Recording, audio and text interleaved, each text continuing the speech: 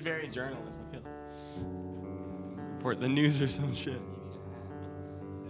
Oh, I need those. What I need are those headphones. Yeah, one of the headphones. Hudson, can you? Yeah. I got you. Yes. Gotcha. Coming in live. Yeah. Oh, and we're live. Yeah. Thank you for joining us on Canary Sessions. My name is Hudson, and today we have Propersleep. Thank you guys for joining us. Thanks for having us. There's a million different things that I wish I could say to you. I don't know why I choke on every line and time. So afraid of you. There's a million different things that I wish I could say to you. I don't know why I choke on every line and time. So afraid of you. I found myself up above, looking down. My insides turned around, and I hope that someday everything will be alright. There's a million different things that I wish I could say to you. I don't know why I choke on every line and time. So afraid of you,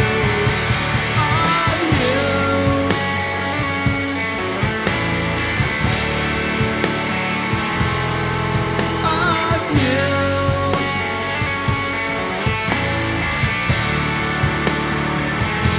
I found myself up above, looking down. My insides turned around, and I hope that someday everything will be alright.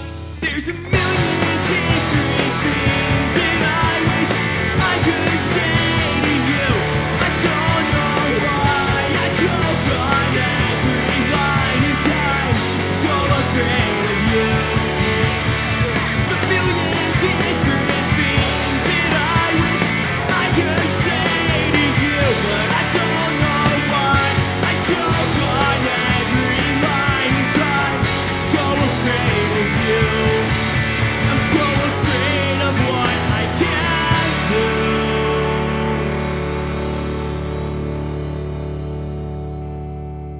Can you go down the line and introduce yourselves? Yes. I'm Keith Wood. I play bass. I'm Ben Young, and I play guitar and do vocals.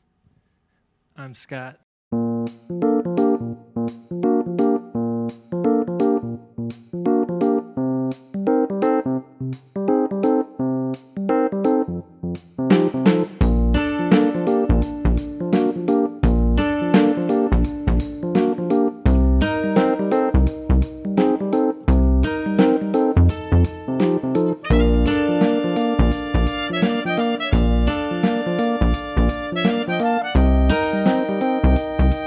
I'm Scott, and I play drums.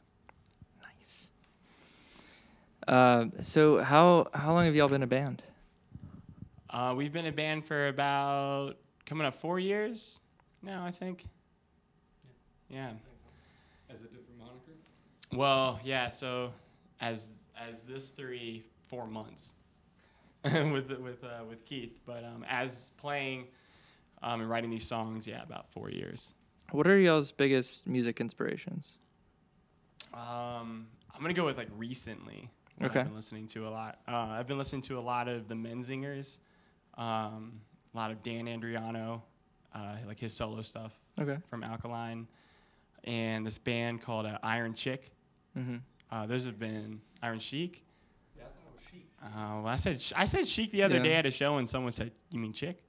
Take it back to Alkaline. Were you a little upset when what's his name joined Blink-182? Oh man, try and get us killed, Hudson. No. No. I mean, for me, Alkaline, like, I never grew, I knew of Alkaline Trio growing up, but when he did Blink-182, I just figured, cool, this is someone to keep Blink going.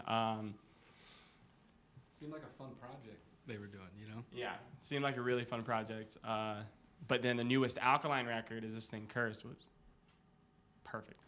in my opinion. So really glad that Matt's been writing with those guys again. Yeah, cool. What about you guys? Oh, for influences, I would say Thrice would have to be, just as a bass player specifically, I feel like Thrice made a huge impact. Like Illusion of Safety in high school, I heard that and had to try to mimic how that guy was playing bass with a pick. Had to do it. That's it. Most recently, Iron Chic has been on repeat pretty much all their records, man. Nice. Nonstop. Yeah, I have to thank Scott for getting me into them. Ben, I like how you're like holding the mic for both of them, like you're kind of like spoon feeding them. It's Pre-video, I was asked to have this job, so if I don't do it well. oh man. No expectations here, please. So how do you guys write songs together? So prior to Keith, we had another bassist, Andrew, and it was more of like a 2 vocal kind of thing. And what we did was we would just get into the space and literally just jam. You know, if they had an idea, would just start playing it, and we would build off of it and see where it went. And yeah, I mean that seemed to work really well. And recently, with Keith joining the band, it's been, it's a different dynamic now. So where there's 2 vocals, it's only just myself. And I had been so used to writing melodies and lyrics and songs to have a second voice. And now I'm finding myself picking up my acoustic guitar again at the house and strumming along, and I hear a progression and start just singing and seeing what comes out, and then bring that to the table, and then these guys pick it up. And we write, and we just write as much as we can, and some things are really, really good and some just aren't. But I think the biggest thing is we see the songs through. Like we try to see them all the way through. Even if we can take just a little part of that and do something else with it. Mm-hmm. Do you, as the lead guitarist and vocalist, is that like mental gymnastics for you, like playing lead lines and singing at the same time? I think it's more of a I'm in my own head a lot, but just to perform well. Mm-hmm. But writing, I've always kind of done it just learning by playing and just singing as a kid. So it's actually pretty normal for me, and especially being in a 3-piece. But if you were to throw me with like another guitar, that might really mess me up. Yeah. But yeah, sometimes like writing, I'm always trying to progress and trying to sing over maybe, like little leads and stuff. But I'm pretty basic, I have just a rhythm, and it's not too hard. It's not like Walt from Frontside. Shout out. he kills it. So, how did you all meet each other?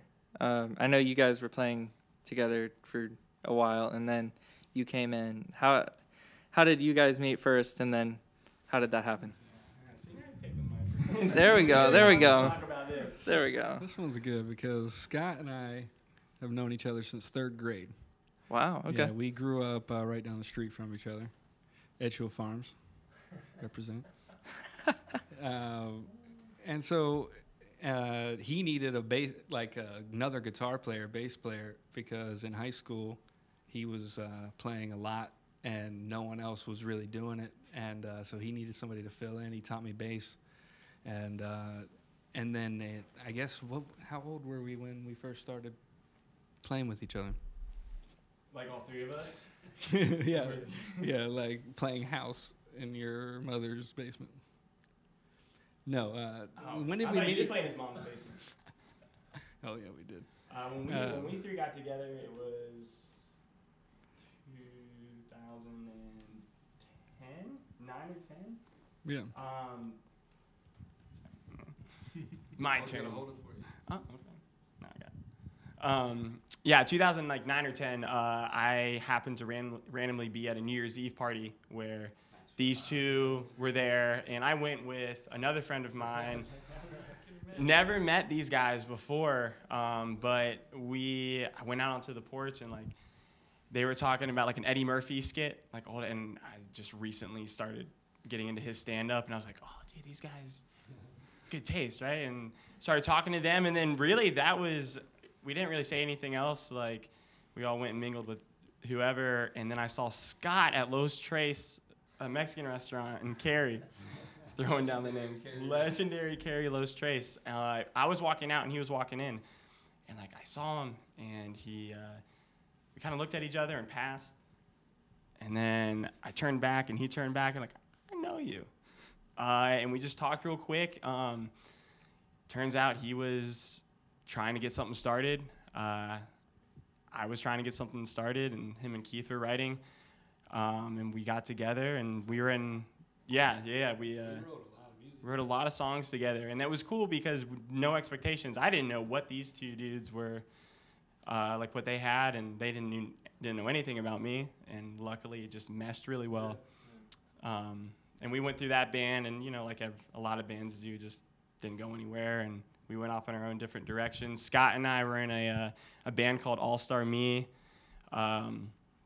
Like a little pop punk band, and him and I were in that for a couple years, and him and I really learned to write together and to get comfortable with each other, which I think carrying over into this band has really helped. It's really hard to find that chemistry, like with other musicians. It is, and it's funny, man, because it's not anything that can be taught. You can't teach people really to have that sort of chemistry, and it's a lot of luck. Like this working is just been nothing but luck, but a blessing for sure.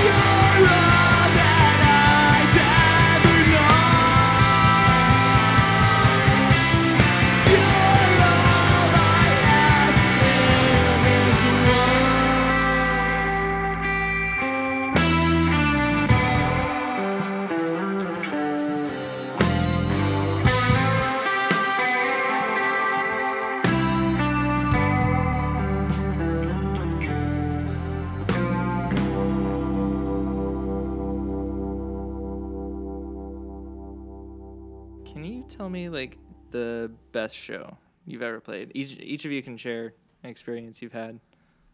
Okay.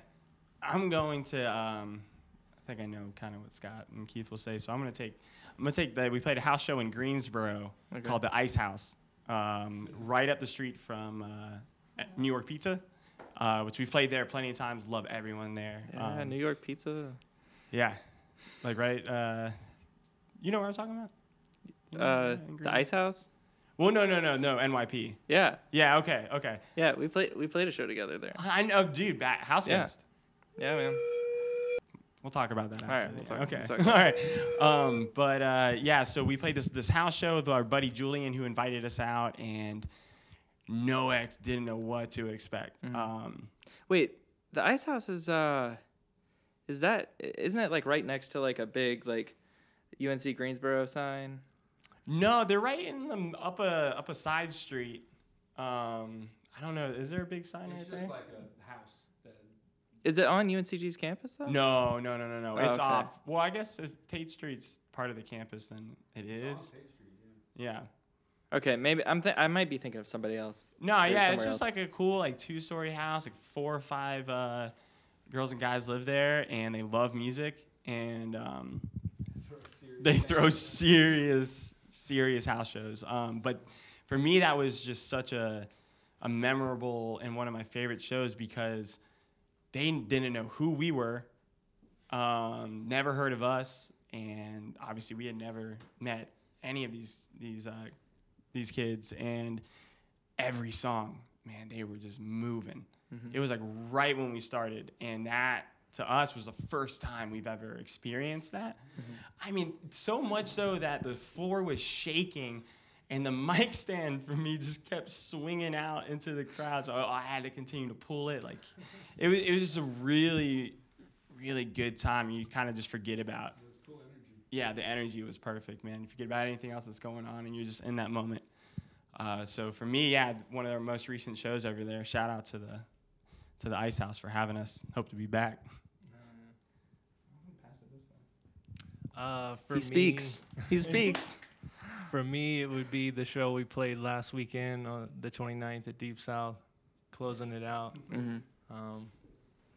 Played with a lot of sick bands. It was overall just really, really fun. What is the weirdest show or like the worst show that you've ever played?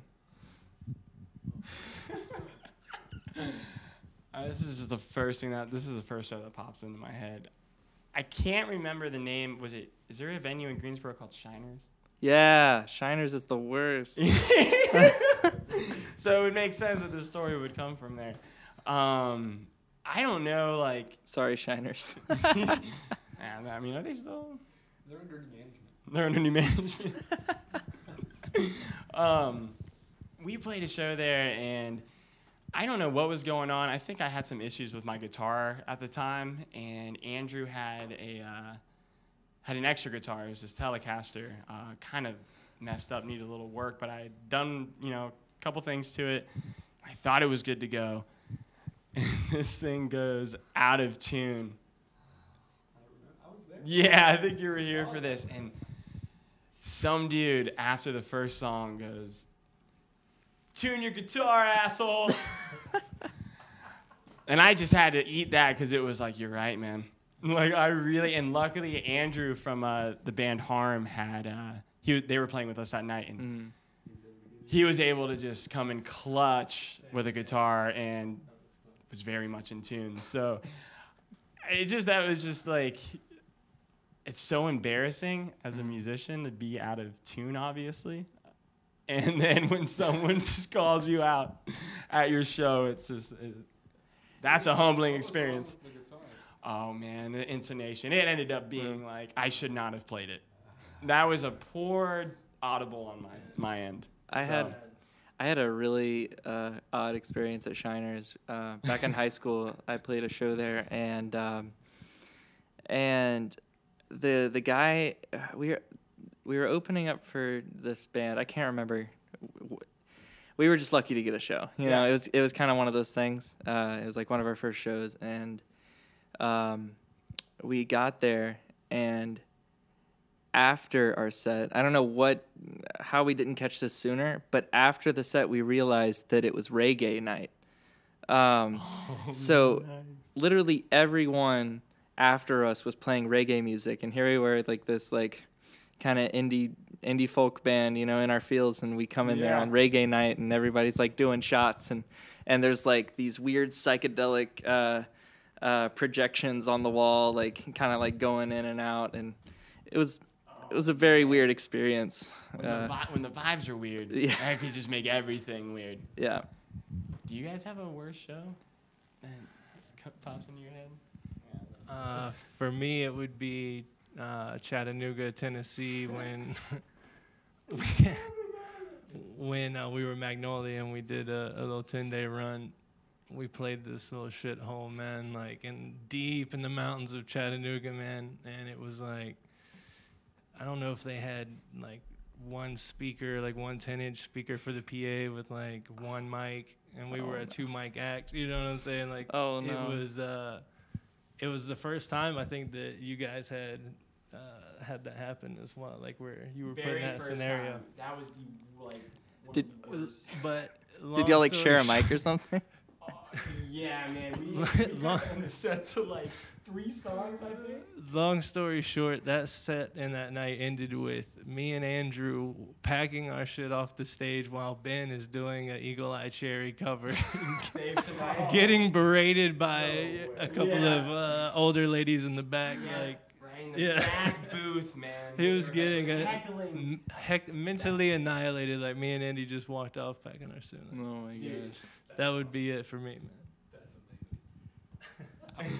That's tremendous. I'm surprised you didn't pick Spring Assembly senior year high school. This could be yours, though. No, I did. I did pretty good.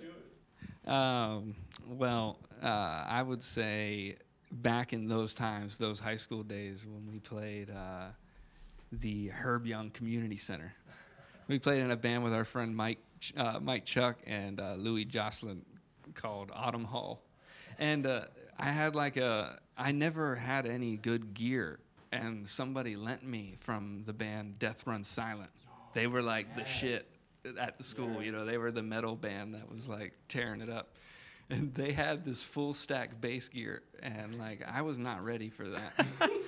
I was not ready. I wasn't ready to hear myself that loud, and it scared. The whole time I was just scared to play. It was horrible. It was the worst experience ever. And I remember, was that the Bond Park Senior Center? No, it was the one in downtown Cary. Oh, okay. It was like, yeah, it was in like the calisthenics room.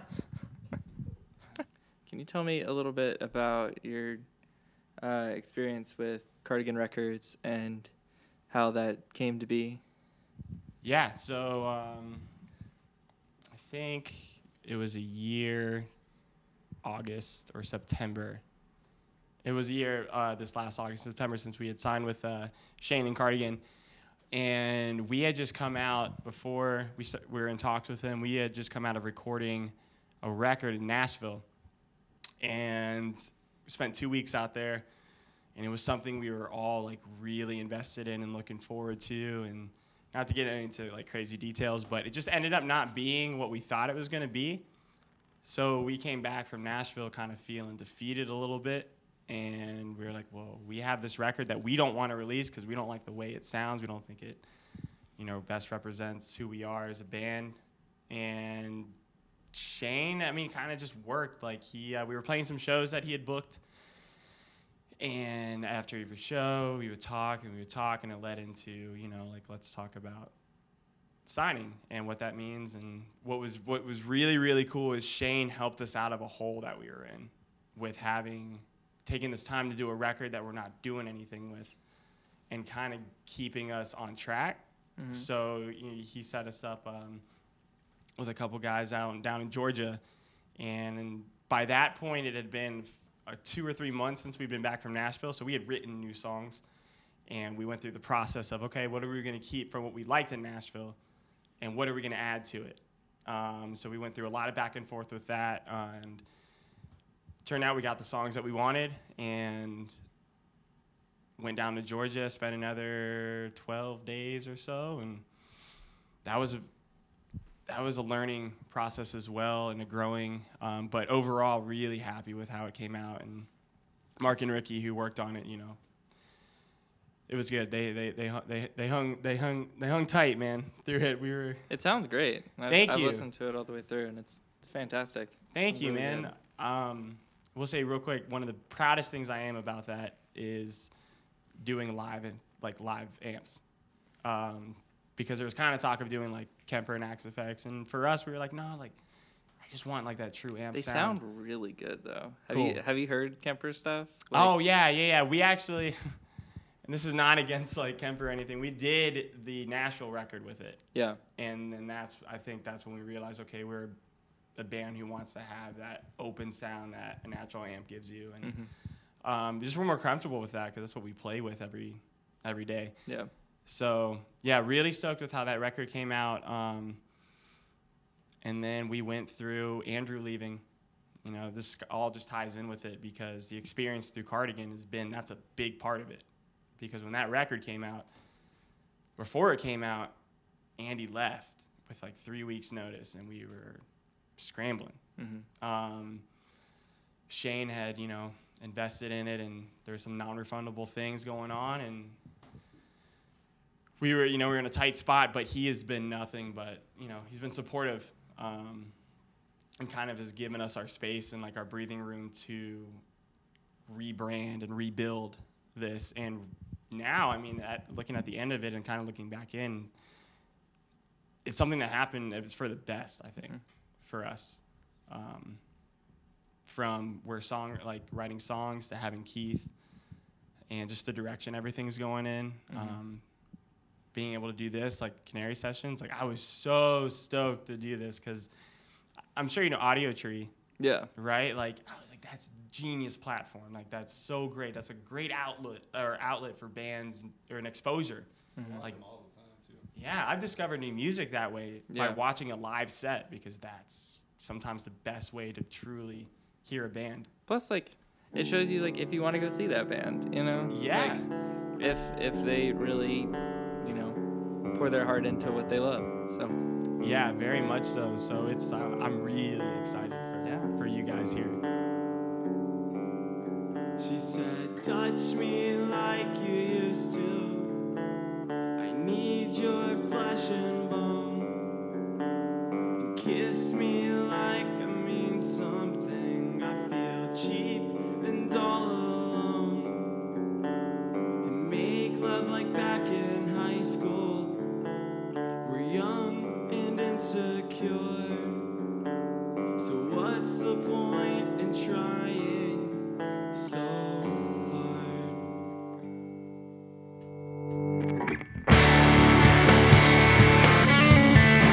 I'm sorry I couldn't stand.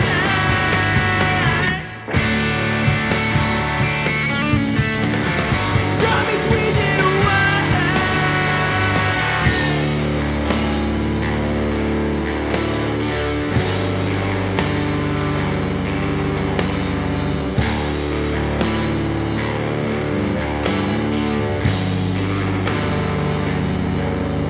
She said, touch me like you used to. I need your flesh and bone.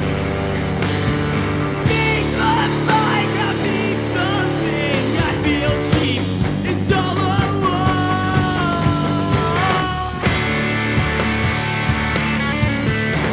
I'm sorry I couldn't stand.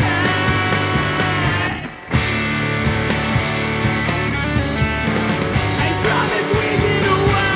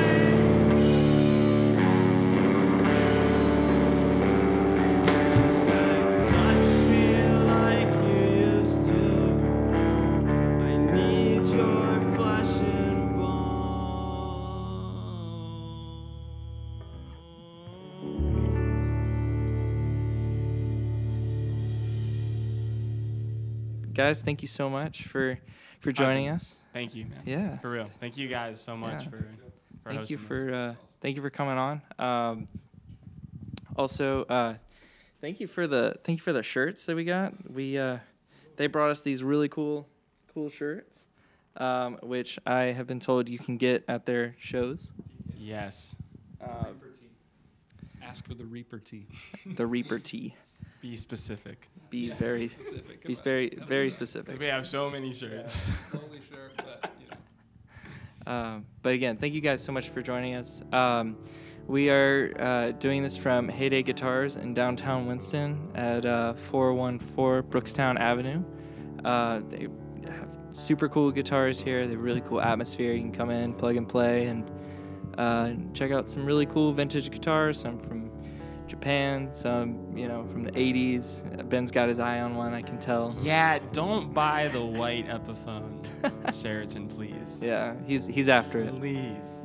Everything But else is great. if you would be so kind as to subscribe and hit the little bell for updates for more Canary Sessions. My name is Hudson, and this has been Canary Sessions. Thank you.